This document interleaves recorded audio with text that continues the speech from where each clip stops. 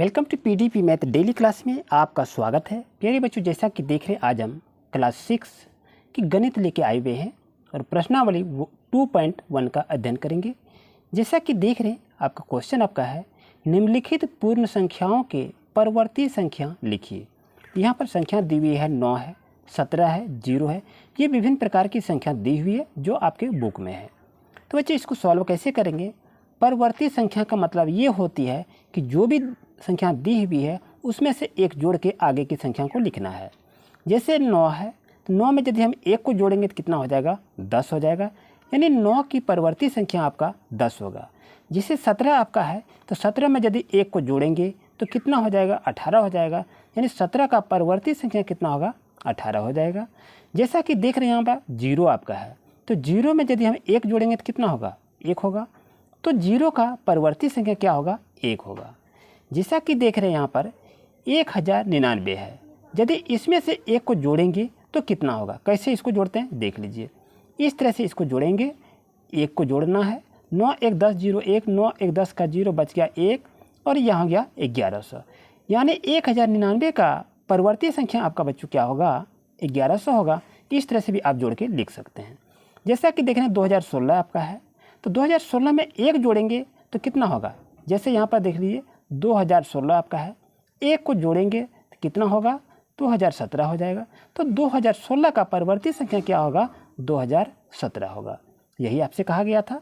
अब यहाँ पर देखें ये संख्या जो दी हुई है 19,959, तो 19,959 में यदि एक इसमें जोड़ेंगे तो कितना होगा? 9 और 1 10 का 0 बच जाएगा 1, यहाँ 5 है 1 6 हो जाएगा यहाँ पर। और यहाँ पर देखें कितना है तो 99 है, तो यहाँ पर इसी तरह से रहेगा। बच्चों जैसा कि यहाँ पर देख रहे हैं आपके पास इस तरह से दिखाई दे रहा है, ये सभी क्या पढ़ रहे हैं? ये सभी आपकी परवर्ती संख्या है। अगर यहाँ से देखें 99,999 है तो इसका परवर्ती संख्या क्या होगा? तो इस संख्या में से एक को जोड़ देंगे। कैसे इसको जोड़ते हैं चलिए इसको देख लेते हैं। ये आपका हो गया। अब इसमें से करना क्या है? एक को जोड़ देंगे। 9 1 10 का 0 1, 9 और 1 10 का 0 1, 9 1 10 का 0 1, 9 1 10 का 0 1, 9 और 1 10। दोस्तों 99,999 का परवर्ती संख्या इस तरह से आप लिख सकते हैं, कोई दिक्कत नहीं है। 2 3 4 5 हो गया। अब इसी तरह से यहाँ जो संख्या दी हुई है इसकी परवर्ती संख्या लिखना है तो इसमें से एक को जोड़ लेंगे। तो एक जैसे 0 और 1 को जोड़ेंगे कितना होगा? 1 होगा। यहाँ आपका 7 है 7 लिखिए, 0 है 0 लिखिए, 4 है तो 4 लिख दीजिए, 3 है फिर 3 है, तो इस तरह से लिख देंगे। यानी इस संख्या का परवर्ती संख्या बच्चों इस तरह से है। तो इस तरह से आप अच्छी तरह से लिख सकते हैं। आइए सेकंड क्वेश्चन पे। जैसा कि देख रहे हैं यहाँ 2 नंबर क्वेश्चन क्या कह रहा है कि निम्नलिखित पूर्ण संख्याओं के पूर्ववर्ती संख्या लिखिए। परवर्ती में एक जोड़ना था और यहाँ पर पूर्ववर्ती कह रहा है, तो पूर्ववर्ती में क्या करेंगे? एक घटा देंगे। जैसे आपका 10 है, 10 में एक को घटाएंगे कितना होगा? 10 में से एक को घटा देंगे तो कितना हो जाएगा? 9 हो जाएगा। यानी 10 के परवर्ती संख्या क्या होंगी? 9 होगा। 50 है, 50 में से एक को घटाएंगे तो कितना होगा? 49 होगा, 49 होगा। तो इसका 49 इसको इस तरह लिख सकते हैं। जैसा कि देख रहे हैं यहाँ पर है 2016, 2016 में आप क्या लिख रहे हैं? पूर्ववर्ती संख्या लिख रहे हैं। तो 2016 के पहले कौन सी संख्या थी? तो 2015 थी, तो यहाँ पर क्या लिखेंगे? 2015 लिखेंगे। अब यहाँ जैसा कि देख रहे हैं यहाँ पर 32,800 है, तो 32,800 के पहले कौन सी संख्या थी उसी संख्या को लिखना है। तो यहाँ पर क्या लिखेंगे?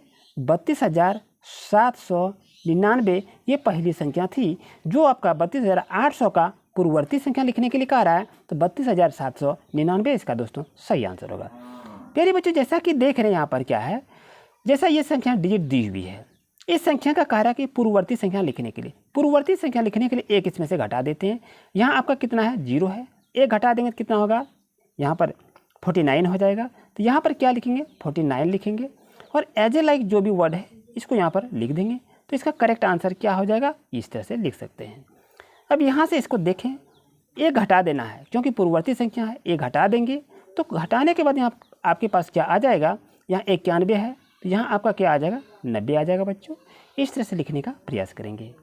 जैसा कि देख रहे हैं नेक्स्ट क्वेश्चन आपका 1 है, तो एक इसमें घटा देंगे तो कितना हो जाएगा? 0 हो जाएगा। यानी एक के पहले की संख्या क्या थी? 0 थी, ये आपको कहा गया है। अब जैसा कि देख रहे हैं यहाँ पर संख्या ये है, अब इसमें से यदि हम एक को घटाते हैं तो यहाँ पर क्या बच जाएगा? आपका 0 हो जाएगा। तो यहाँ पर क्या करेंगे? इस तरह को 0 लिखेंगे। अब बाकी संख्या जो है उसी तरह से इसको लिख देंगे तो आपका ये करेक्ट आंसर हो जाएगा। तो बच्चों इस तरह से आप देखें पूर्ववर्ती संख्या और परवर्ती संख्या। जैसा कि देख रहे बच्चों 3 नंबर क्वेश्चन क्या कह रहा है, सबसे छोटी प्राकृत संख्या कौन सी है। सबसे छोटी प्राकृत संख्या कौन सी है, तो क्या लिखेंगे, 1 लिखेंगे। याद रहे नेचुरल नंबर को प्राकृत संख्या कहते हैं, तो आपका 1 इसका सही आंसर होगा। सबसे छोटी पूर्ण संख्या कौन सी है, होल नंबर कहा रहा है, तो होल नंबर कौन सा होता है, तो 0 होता है इसका सही आंसर। अब नेक्स्ट है कि ऐसी प्राकृत संख्या बताइए जिसका कोई पूर्ववर्ती नहीं होता है, तो आपसे ये लिखने के लिए कहा रहा है।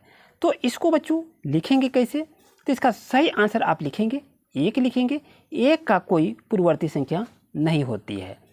अब जैसा कि देख रहे हैं क्वेश्चन आपका छुपा रहा है कि संख्या 15,099 के बाद 3 क्रमागत पूर्ण संख्याओं को लिखें, तो इसके बाद की संख्या जो है उसको आपको लिख देना है। तो वो संख्या क्या क्या लिखेंगे, तो ध्यान दीजिए यहाँ पर वो संख्या आपका होगा 15,100 लिख देंगे इसको।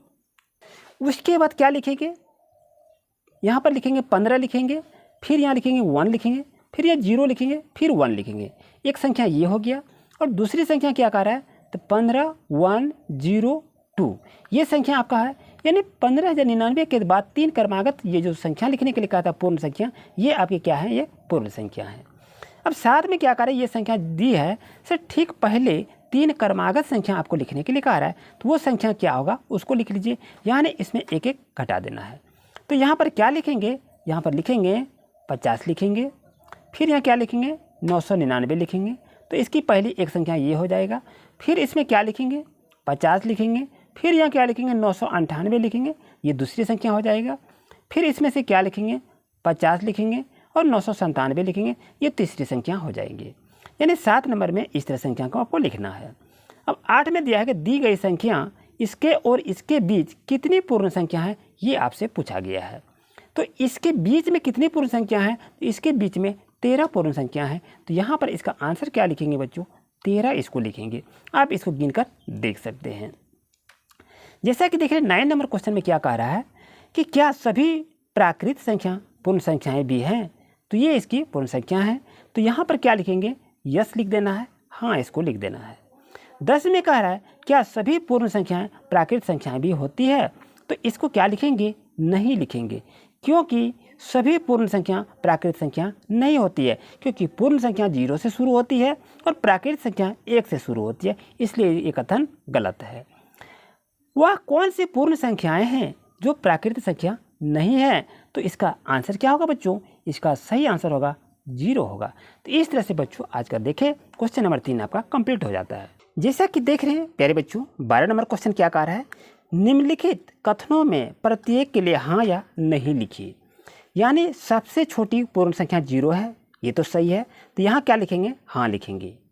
उसके बाद सबसे छोटी पूर्ण संख्या 1 है, तो आपको बताना है ये सही है या गलत है। तो यहाँ क्या लिखेंगे, नहीं, सबसे छोटी पूर्ण संख्या 1 नहीं है। क्या कहता है, सबसे छोटी पूर्ण संख्या 1 है, ये तो नहीं है, तो यहाँ पर क्या लिखेंगे, नहीं। 3 नंबर क्वेश्चन क्या कर रहा है, सभी पूर्ण संख्याएं प्राकृत संख्या होती है, तो ये भी आपका गलत है, यहाँ पर क्या लिखेंगे, नहीं। अब 4 नंबर क्वेश्चन की बात करें, सभी प्राकृत संख्याएं पूर्ण संख्या होती है, ये बिल्कुल होती है, तो यहाँ पर लिखेंगे हाँ। 5 नंबर क्वेश्चन को देख रहे हैं, ये संख्या दी गई है कि परवर्ती संख्या ये संख्या हो सकती है, ये आपसे पूछा गया है। तो इसका क्या है, ये परवर्ती संख्या ये नहीं है, तो इसका आंसर क्या होगा, नहीं। जैसा कि देख रहे हैं क्वेश्चन नंबर यहाँ आपका दिया है 6 में, ये संख्या दी हुई है, इसकी पूर्ववर्ती संख्या क्या ये संख्या हो सकती है, ये आपसे पूछा गया है। तो ये बिल्कुल सही है, तो ये इसको क्या लिखेंगे, यहाँ पर हाँ लिखेंगे। अब जैसा कि यहाँ पर देख रहे हैं क्वेश्चन यहाँ पर दिया है, 2 क्रमिक पूर्ण संख्याओं का अंतर 0 है, तो ये आपका ऑप्शन गलत है, तो यहाँ पर क्या लिखेंगे, नहीं। जैसा कि देख रहे हैं यहाँ पर 8 नंबर क्वेश्चन क्या कह रहा है कि पूर्ण संख्या 1 का कोई पूर्ववर्ती नहीं है, ये भी आपका ऑप्शन गलत है, तो यहाँ पर लिखेंगे नहीं। अब जैसा कि देख रहे हैं 9 नंबर कह रहा है प्राकृत संख्या 1 का पूर्ववर्ती 0 है, ये बिल्कुल गलत है, तो आपका आंसर क्या हो जाएगा, यहाँ नो इसका सही आंसर होगा। नेक्स्ट क्लास में बच्चों लेके आएंगे प्रश्नावली 2.2 का अध्ययन करेंगे। तो प्यारे बच्चों चैनल पर नहीं तो सब्सक्राइब जरूर करें लेटेस्ट अपडेट पाने के लिए। Thank you.